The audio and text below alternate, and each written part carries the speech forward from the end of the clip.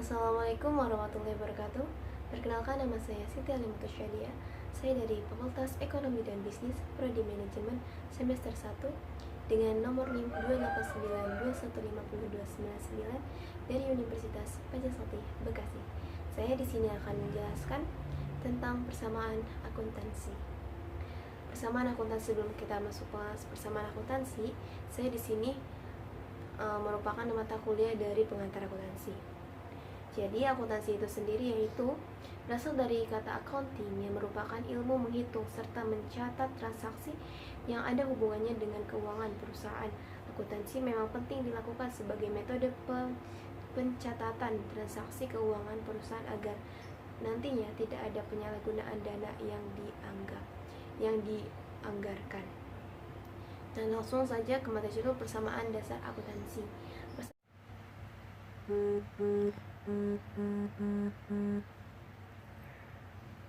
Assalamualaikum warahmatullahi wabarakatuh. Saya di sini akan menjelaskan materi tentang pengantar akuntansi. Langsung saja. Nah, sebelum kita ke materinya, kita bisa lihat dulu pengertian yang berkaitan dengan akuntansi. Pengertian akuntansi dapat dilihat dari dua sudut pandang, yaitu fungsi kegunaan dan yang kedua proses kegiatan. Apa sih fungsi dan kegunaan? Akuntansi merupakan aktivitas jasa yang berfungsi memberikan informasi kuantitatif mengenai kesatuan-kesatuan ekonomi, terutama yang bersifat keuangan yang bermanfaat dalam pengambilan keputusan. Nah, sedangkan di proses kegiatan, akuntansi adalah seni mencatat, mengklasifikasi, dan mengikhtisarkan transaksi-transaksi kejadian yang sekurang-kurangnya atau sebagian bersifat keuangan dengan cara menginterpretasikan hasilnya. Nah, yang kedua, akun atau pikiran adalah suatu media untuk mengklasifikasikan dan mencatat penambahan dan pengurangan dari tiap-tiap unsur laporan keuangan. Yang ketiga itu jurnal, adalah catatan sistematis dan kronologis dari transaksi-transaksi keuangan dengan menyebutkan akun yang akan didebit atau dikredit, disertai jumlahnya masing-masing dan referensinya. Yang selanjutnya itu buku besar, adalah buku yang berisi semua akun-akun atau kumpulan akun yang ada dalam laporan keuangan. Buku ini mencatat perubahan-perubahan yang terjadi pada masing-masing akun, dan pada akhir periode akan tampak saldo dari akun-akun tersebut. Setiap transaksi yang telah dicatat dalam jurnal akan diposting atau dipindahkan ke buku besar secara berkala. Selanjutnya, apa sih neraca saldo? Nah, neraca saldo adalah daftar yang berisi kumpulan seluruh akun atau perkiraan buku besar. Selanjutnya, neraca lajur adalah kertas kerja berkolom-kolom untuk memudahkan dalam membuat penyesuaian dan penyusunan laporan keuangan. Selanjutnya, jurnal penutup adalah ayat jurnal yang dibuat pada akhir periode akuntansi untuk menutup akun-akun nominal atau sementara. Selanjutnya, jurnal balik adalah jurnal yang dibuat pada awal periode sebagai kebalikan dari sebagian jurnal penyesuaian pada periode sebelumnya. Selanjutnya, akuntansi keuangan adalah cabang akuntansi yang menghasilkan laporan keuangan bagi pihak ekstern seperti investor, kreditor, dan Bapepam. Selanjutnya, akuntansi manajemen adalah cabang akuntansi yang menghasilkan laporan keuangan bagi pihak intern organisasi atau manajemen. Dan selanjutnya, akuntansi pemerintah adalah cabang akuntansi yang memproses transaksi-transaksi keuangan pemerintah yang menghasilkan laporan keuangan sebagai bentuk pertanggungjawaban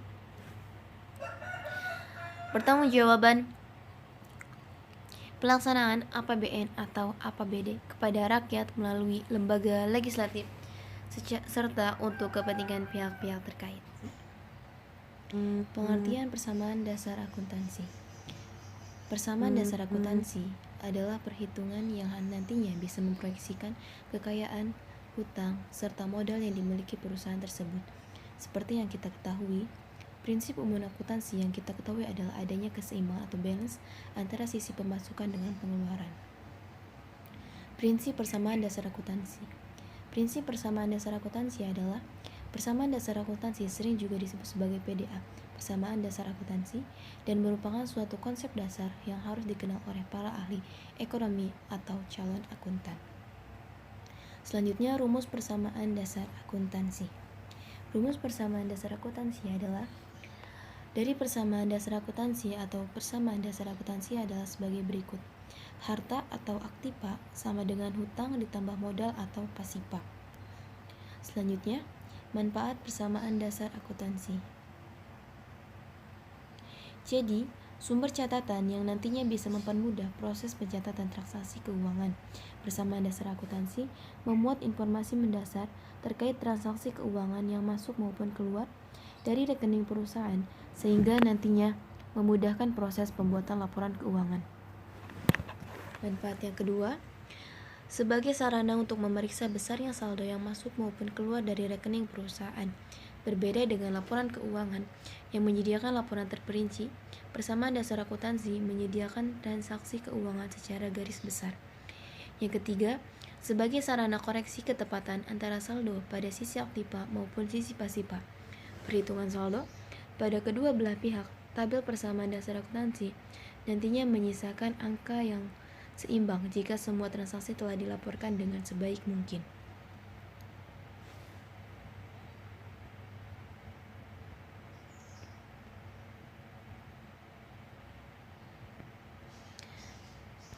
Selanjutnya, komponen dalam persamaan dasar akuntansi.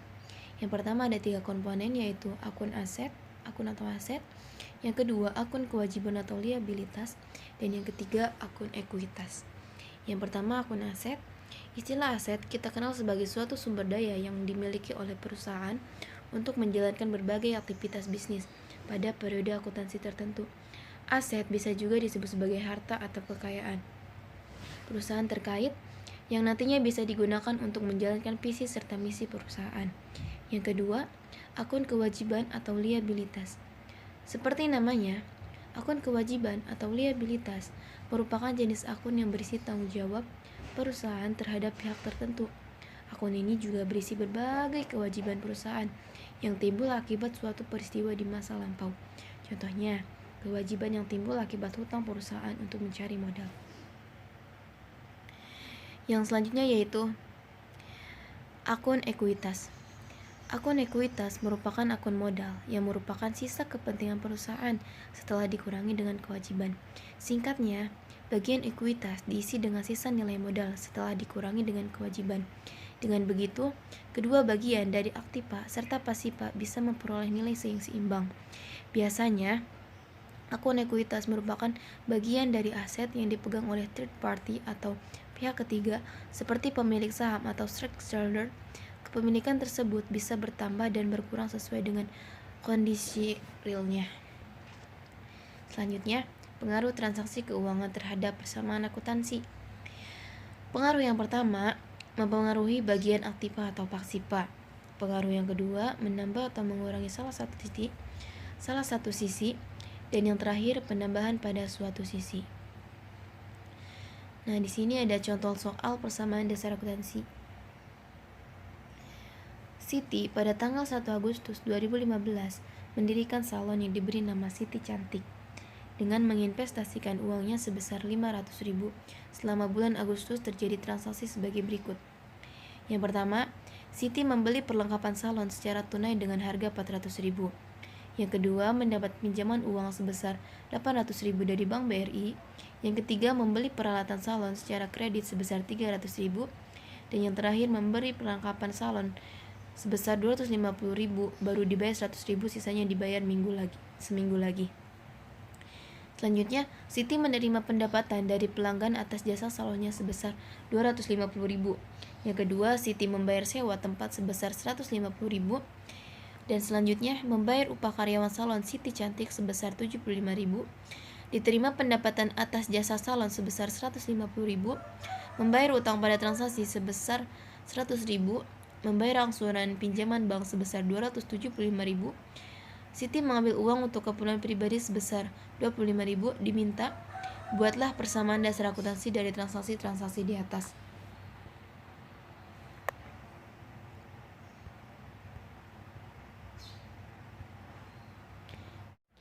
Oke, kita masuk ke gambar transaksinya. Yang pertama, setoran modal awal. Setoran modal awal tuh kasnya 500.000 dan modal awalnya juga 500.000. Kita masuk ke transaksi yang pertama atau transaksi A. Untuk pembelian perlengkapan, kas bertambah 400.000 dan harta bertambah 400.000. Jadi Akhirnya kas dikurangi 400.000 karena pembelian perlengkapan. Jadi sisa kas tinggal 100.000 dan perlengkapan 400.000 dan modal masih 500.000. Kita masuk ke transaksi yang kedua. Kas bertambah 800.000 dan utang bertambah 800.000 karena mendapatkan pinjaman. Akhirnya sisa uang Siti yaitu di kas 800 ditambah 100.000 jadi 900.000. Harta 400.000 masih 400.000. Utang masih 800.000 dan modal masih 500.000. Kita masuk ke transaksi selanjutnya. Pembelian peralatan. Peralatan bertambah 300.000, utang juga bertambah 300.000 dan modal tidak bertambah.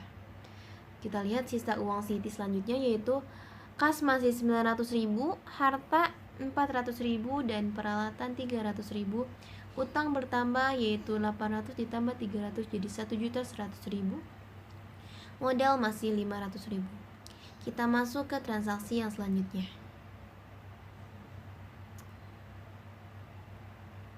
Pembelian perlengkapan.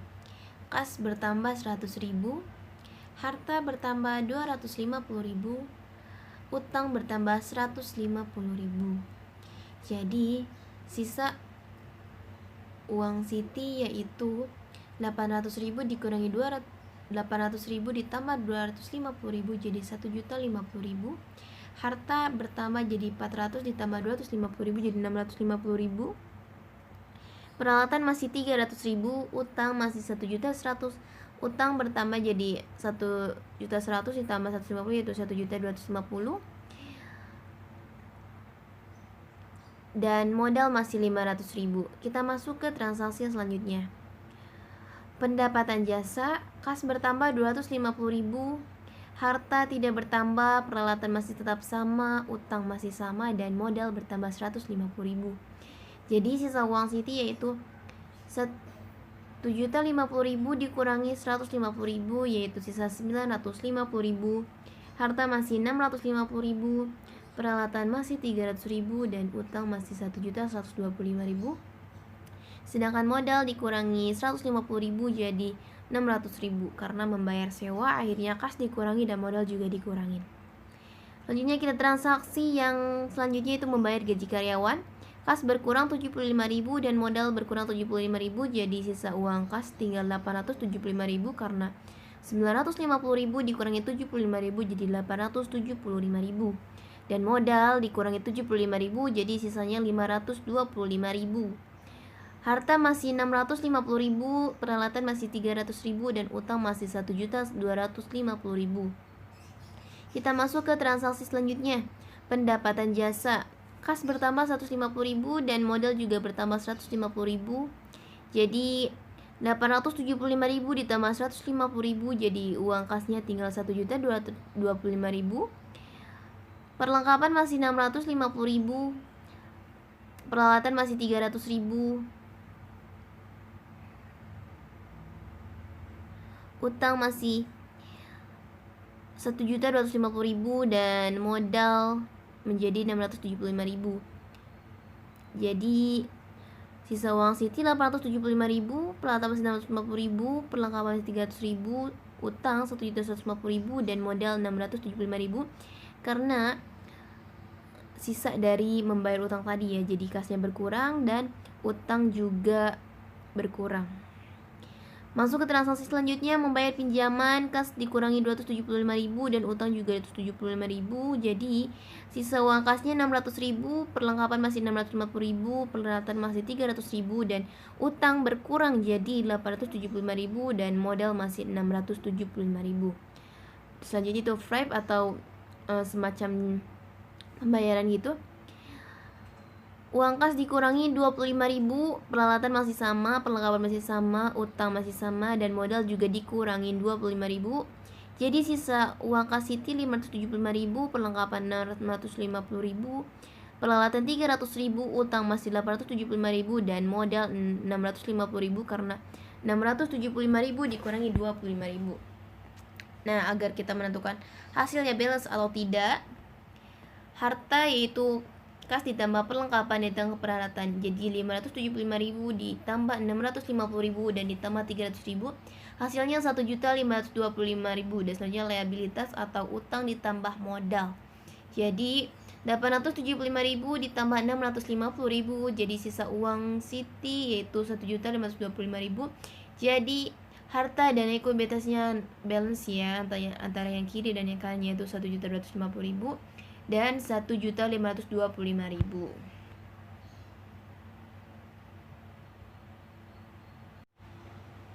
Oke, selanjutnya itu fungsi persamaan dasar akuntansi. Fungsi persamaan dasar akuntansi. Persamaan dasar akuntansi atau persamaan dasar akuntansi dibuat tanpa sebuah fungsi keuangan yang jelas. Fungsi utama dari sebuah persamaan dasar akuntansi yaitu untuk mengubah harta serta kekayaan milik perusahaan akibat setiap transaksi yang telah dilakukan. Nantinya, persamaan dasar akuntansi bisa membantu menghitung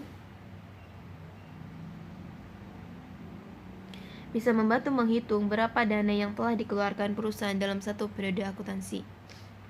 Yang kedua yaitu unsur dari laporan keuangan. Yang pertama, pencatatan persamaan dasar akuntansi. Untuk bisa menghitung persamaan dasar akuntansi, Anda akan butuh suatu tabel persamaan akuntansi. Jenis tabel ini sangat berfungsi untuk mencatat semua perubahan yang telah terjadi akibat transaksi keuangan yang dilakukan perusahaan. Perubahan tersebut nantinya akan tampak pada saldo tiap unsur laporan keuangan yang dicatat dalam tabel. Isi dari tabel laporan keuangan: yang pertama harus ada kolom dan tanggal, yang kedua kolom aset harta, yang ketiga kolom liabilitas, dan yang keempat kolom keterangan. Yuk ke materi selanjutnya. Oke, next kita ke materi selanjutnya, yaitu tentang siklus transaksi beserta contohnya. Siklus akuntansi, pengertiannya dulu deh.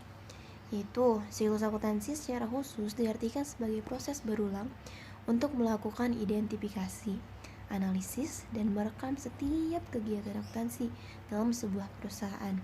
Siklus dalam kegiatan akuntansi ini terjadi dalam kurun waktu 1 tahun. Dalam kurun waktu tersebut, semua prinsip, kaidah, metode, hingga teknik-teknik dalam akuntansi digunakan untuk mencatat segala kegiatan akuntansi perusahaan. Umumnya, siklus ini dimulai pada awal tahun dengan pembukaan, pembukuan, dan ditutup dengan jurnal penutup. Oke, selanjutnya tahapan siklus akuntansi. Tahapannya yaitu, sebagai sebuah siklus, proses akuntansi juga memiliki berbagai tahapan yang harus dilalui secara berurutan. Tujuan dalam siklus ini adalah untuk memberikan suatu informasi akuntansi yang tepat sehingga dapat membantu dalam proses pengambilan keputusan. Untuk mencapai tujuan tersebut, tahapan-tahapan dalam siklus akuntansi adalah sebagai berikut. Yang pertama, identifikasi transaksi. Yang kedua, analisis transaksi. Yang ketiga, pencatatan transaksi dalam jurnal. Yang keempat, posting buku besar. Yang kelima, menyusun neraca saldo dan jurnal penyesuaian. Yang keenam, penyesuaian laporan keuangan. Yang ketujuh, menyusun jurnal penutup. Dan yang terakhir, menyusun jurnal pembalik. Nah, di sini langsung saja kita ke contoh soalnya.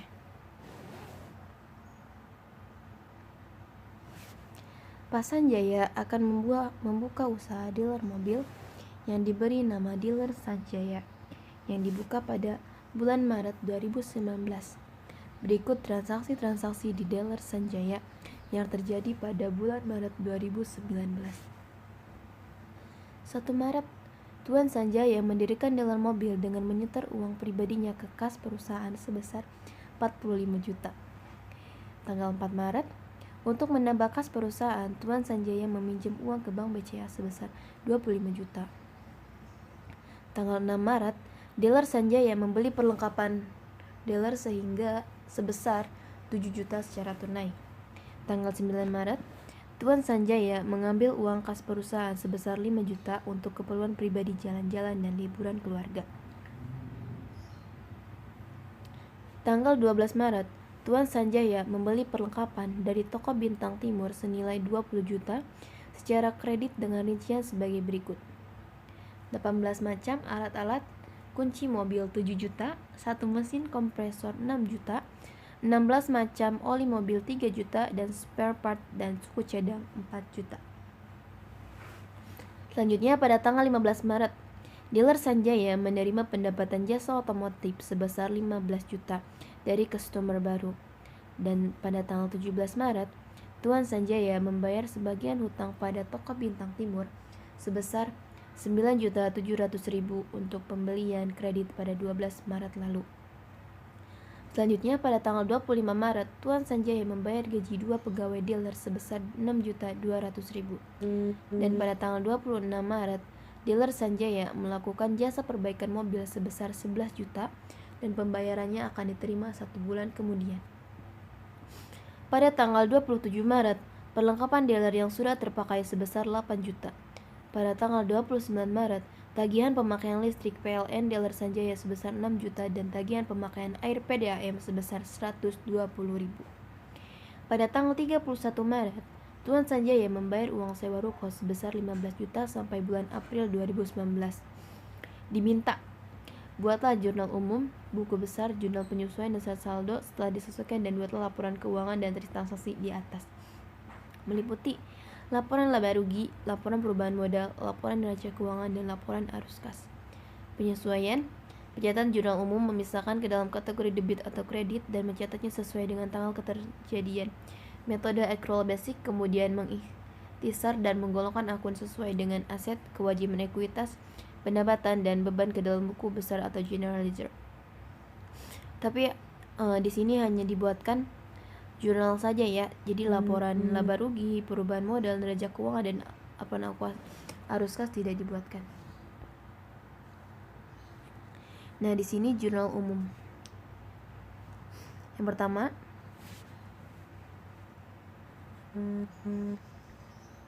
pada tanggal 1 Maret, kas modal Tuan Sanjaya, kas masuk ke debit 45 juta dan ke kredit 45 juta. Dan kas bertambah pada tanggal 4 Maret yaitu hutang Bank BCA yaitu debit bertambah 25 juta dan kredit bertambah 25 juta. Selanjutnya perlengkapan debit tidak bertambah tapi kredit bertambah 7 juta. Selanjutnya Frave Tuan Sanjaya, debit bertambah 5 juta dan kredit bertambah 5 juta.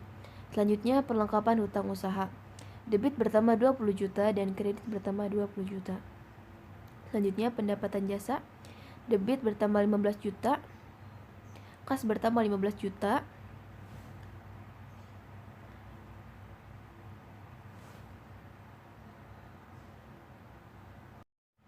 Oke, next kita masuk ke materi selanjutnya tentang menganalisis transaksi. Apa sih pengertian analisis transaksi? Jadi, pengertian menganalisis transaksi adalah ketika berbicara mengenai bisnis dan pengelolaan keuangan perusahaan, maka tentu saja seolah tidak bisa lepas dari namanya akuntansi, analisis, dan transaksi. Pelaku bisnis pastilah sudah tidak asing dengan istilah analisis transaksi dalam akuntansi, bukan? Namun, apa memang pengertian dari istilah tersebut, di mana ternyata analisis transaksi dalam akuntansi memiliki pengertian sebagai sebuah tahapan dalam siklus akuntansi yang di dalamnya memuat laporan-laporan data. Selanjutnya, manfaat menganalisis transaksi. Ada beberapa manfaat, yaitu yang pertama untuk mengetahui posisi keuangan periode tertentu. Jadi untuk manfaat pertama dari kegiatan analisis transaksi dalam akuntansi adalah untuk mengetahui posisi keuangan suatu periode tertentu. Manfaat yang kedua, untuk menganalisa kelemahan perusahaan yang ada. Selain bertujuan dan sangat bermanfaat untuk mengetahui posisi keuangan periode tertentu, analisa ini bisa digunakan untuk mengetahui kelemahan perusahaan. Selanjutnya, manfaat menganalisis transaksi. Masih manfaat ya. Manfaat yang ketiga, untuk mengetahui kelebihan perusahaan yang dimiliki. Selain bisa untuk mengetahui kekurangan dari perusahaan, ternyata kegiatan analisa ini sendiri bisa untuk mengetahui kelebihan perusahaan. Nah, manfaatnya keempat, untuk mengetahui langkah lanjutan pengambilan keputusan. Manfaat lainnya dari melakukan analisa dari transaksi yang ada sendiri juga bisa dijadikan langkah lanjutan pengambilan keputusan. Yang kelima itu sebagai bahan evaluasi dan penilaian kerja. Analisa keuangan dan transaksi yang dilakoni perusahaan bisa menjadi sebuah evaluasi dan penilaian kerja terhadap seluruh tim yang bertugas. Yang selanjutnya itu cara melakukan analisis dari transaksi dalam akuntansi, yaitu memahami jenis akun atau dokumen yang ada. Untuk cara analisis transaksi yang pertama adalah dengan memahami jenis akun atau dokumen yang ada. Misalnya saja memahami dokumen mengenai penjualan, pendapatan, retur, produksi, produk, utang, hingga piutang. Seluruh dokumen yang sudah ada itu kemudian diklasifikasikan berdasarkan jenis dokumennya. Yang selanjutnya mengumpulkan seluruh data yang dibutuhkan selengkap mungkin. Langkah atau cara melakukannya yaitu analisis transaksi perusahaan melalui akuntansi. Selanjutnya adalah dengan mengumpulkan berbagai data yang ada. Yaitu selanjutnya cara melakukan analisis. Yang ketiga, melakukan pengukuran transaksi setelah mendapatkan seluruh data perusahaan yang ada. Maka langkah analisis transaksi selanjutnya yang adalah dengan melakukan pengukuran semua data yang valid tersebut dicocokkan sesuai dengan rencana keuangan misalnya pada awal periode. Nah, di sini ada cara melakukan analisis transaksi.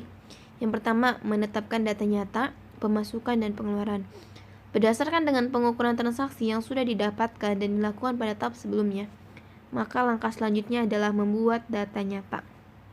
Yang kedua yaitu membuat laporan seusai melakukan berbagai rangkaian kerja sesuai dengan runutan di atas. Maka langkah final atau langkah akhir dari analisis transaksi dalam akuntansi adalah membuat laporan. Nah, apa aja sih tahapan membuat jurnal umum? Nah, tahapan dalam membuat jurnal umum atau perjurnal secara manual yang bisa Anda pelajari dan praktikkan. Yuk kita pelajari sama-sama. Yang pertama, memahami terlebih dahulu persamaan akuntansi. Sebelum kita memulai menjurnal, kita harus paham dulu nih, apa sih persamaan akuntansi, apa aja pengertiannya, apa aja materi-materi dari persamaan akuntansi. Kita tidak bisa menjurnal kalau misalnya kita tidak tahu dasar dari persamaan akuntansi tersebut. Yang kedua, mengumpulkan bukti transaksi. Nah, jadi setiap apapun transaksi yang kita lakukan ketika kita ingin menjurnal, jangan sampai lupa untuk menyimpan data transaksi, bukti transaksi itu sebaik mungkin agar kedepannya tidak ada transaksi yang terlewatkan, jadi sehingga pemasukan dan pengeluaran hasilnya akan balance. Yang ketiga, mengidentifikasi transaksi yang dilakukan. Kita lihat dulu nih transaksi yang kita lakukan tuh benar gak? Kita pernah melakukan ini gak? Jadi harus diidentifikasi, harus di make sure dulu transaksi-transaksi yang kita lakukan tersebut. Oke, kita langsung ke soal ya. Di tanggal 2, perusahaan membeli barang secara tunai ke perusahaan Jaya Abadi guna meningkatkan persediaan stok yang ada di gudang senilai Rp 50 juta. Di tanggal 4, dikarenakan barang yang tidak sesuai pesanan membuat perusahaan mengembalikan barang yang dibeli senilai Rp3.900.000.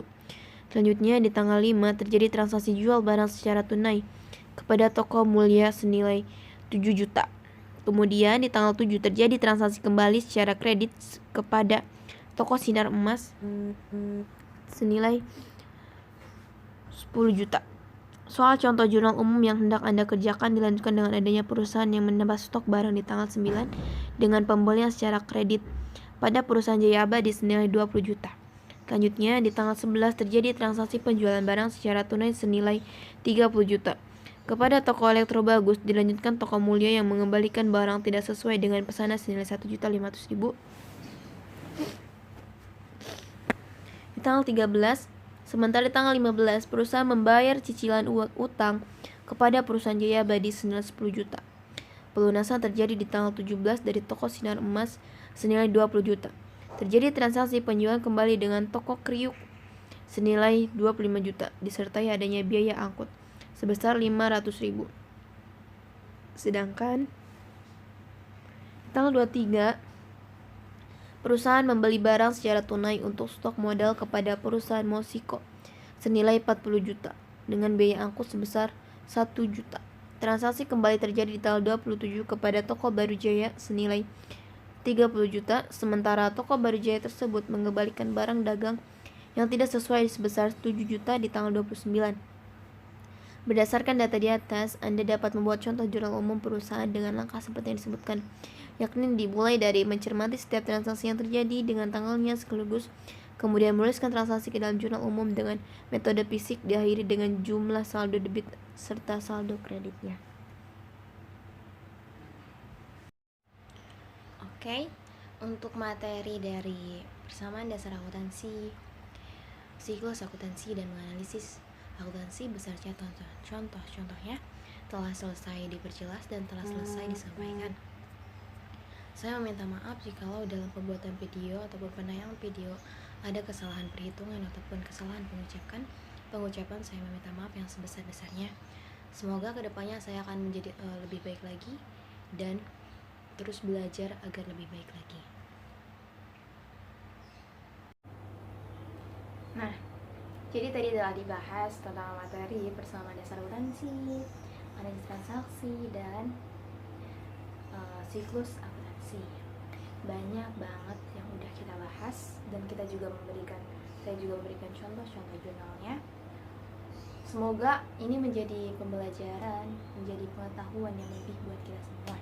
Kesimpulan yang dapat saya ambil dari semua penjelasan yang tadi dibahas yaitu akuntansi itu penting. Akuntansi itu penting, dan kalau misalnya kita mau bikin laporan tapi kita gak bisa akuntansi, gak tahu persamaan awalnya, persamaan dasar itu bagaimana kita bisa membuat laporannya kalau misalnya kita gak tahu materinya. Makanya pembelajaran akuntansi itu penting, dan jangan lupa untuk terus belajar, terus asah kemampuan kita sampai kita benar-benar memahami apa itu debit, apa itu kredit, apa itu persamaan dasar akuntansi, apa aja sih yang termasuk neraca saldo, apa aja yang termasuk dalam jurnal umum, dan apa aja cara ataupun hal-hal yang harus kita lakuin agar semua laporan yang kita lakukan ataupun laporan yang kita buat akhirnya balance ataupun seimbang. Mungkin itu saya yang dapat saya sampaikan. Kurang lebihnya saya mohon maaf. Wassalamualaikum warahmatullahi wabarakatuh.